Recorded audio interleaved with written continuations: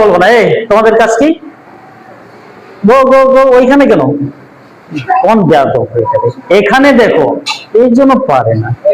ওকে, তাহলে এখানে কি হচ্ছে? অপটেটিভ সেন্টেন্স যদি রিপোর্টেড স্পিচের স্থলে অর্থাৎ ইনভার্টেড কমার ভিতরে অপটেটিভ সেন্টেন্স থাকে, সেটাকে আমরা কিভাবে ইনডাইরেক্ট নেরেশন বা ইনডাইরেক্ট স্পিচ করব।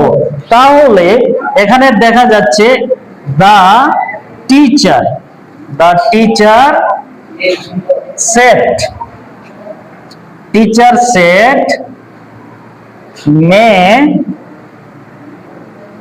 Allah bless you,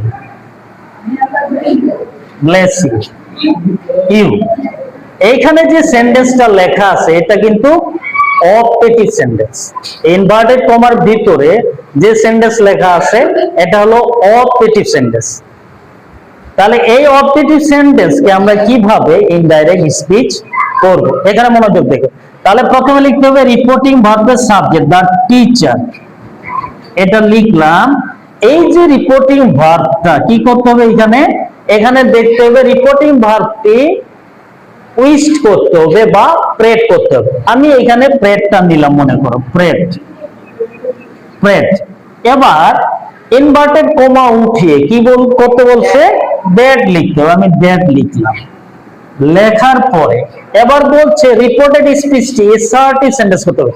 এটা ইন অপটেটিভ সেন্টেন্স আছে, তাই নয়? তাহলে এটাকে এসআরটি সেন্টেন্স করতে হবে। তার মানে সাবজেক্টটা প্রথমে লিখতে হবে।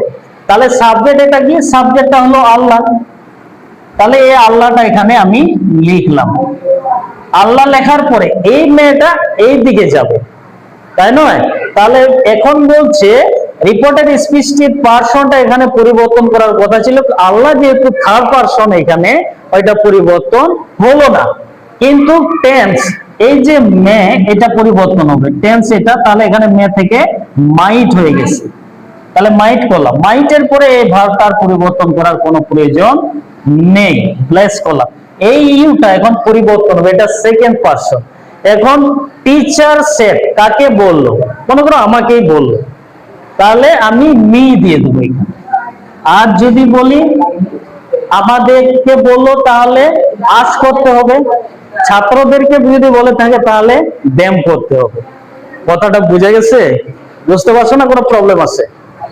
হ্যাঁ, এই প্রেড জায়গায় এখন যদি যে আমি প্রেড করবো না, আমি উইস্ট লিখবো, সমস্যা নেই, লিখতে পারো। কিন্তু অন্যগুলো আর পরিবর্তন করা যাবে না।